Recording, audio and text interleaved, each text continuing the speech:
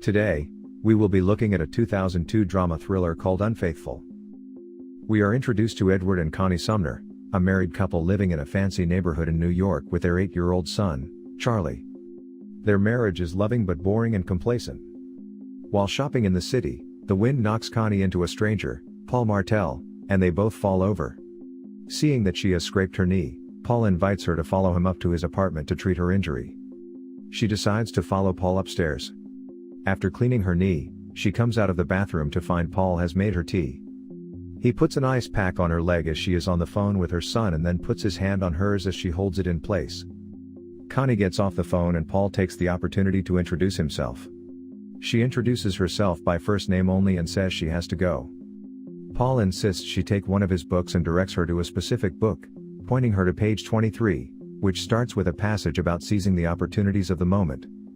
Starting to feel uncomfortable, she leaves his place. A while later, she finds Paul's phone number inside the book he gave her and calls him. He invites her over and when she arrives, Paul flirts with her again.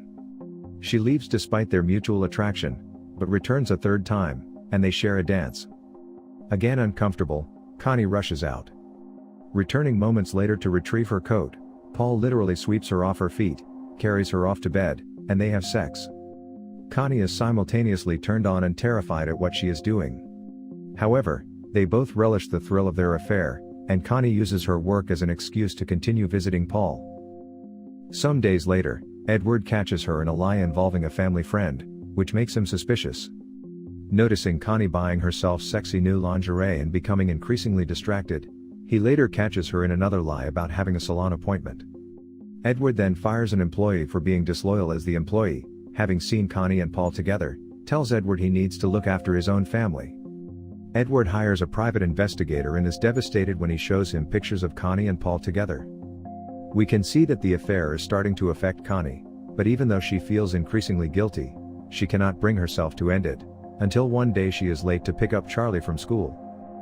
Realizing she can no longer carry on the affair, she drives to Paul's home the following day to end things in person. Discovering him with another woman as they are heading to the library, she confronts him.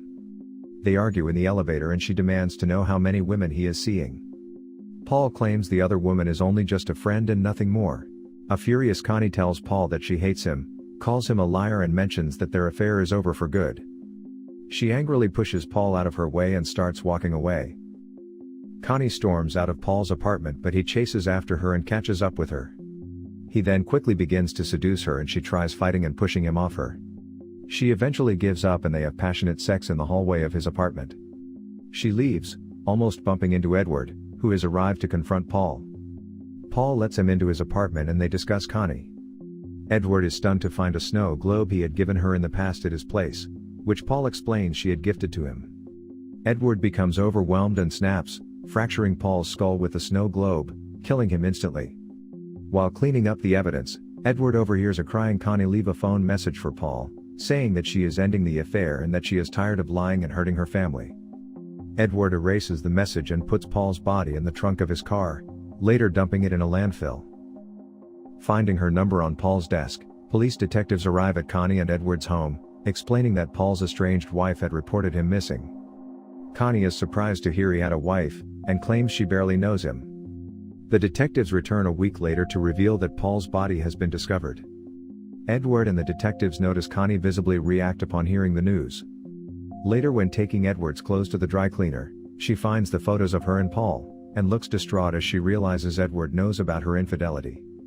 At a party that night she notices that the snow globe she gifted Paul has been returned to their collection. Sharing a meaningful look with Edward, she realizes he may have had something to do with Paul's disappearance. Connie later confronts him, but he turns it back on her for what she has done. Confessing, Edward says that he had known all along and that he had wanted to kill her instead of Paul. In the days that follow, Connie discovers a hidden compartment in the snow globe containing a memo Edward had placed there years earlier. She finds a photograph of her, Edward, and a baby Charlie, with the message "To my beautiful wife, the best part of every day." Realizing how much he loved her, she gives Edward a painful look of deep remorse. As she later burns the photographs of her and Paul, she says she is frightened. Edward says he will turn himself in, but Connie objects, saying they will find a way to move on, and they briefly appear to return to a normal life together. However, on their way home from an event one evening, Edward stops at a red light with Charlie asleep in the backseat. Connie falls into an escape fantasy that they could leave the country and assume new identities, and Edward agrees it sounds perfect. Consoling her as she begins crying, it is revealed that Edward has stopped the car next to a police station.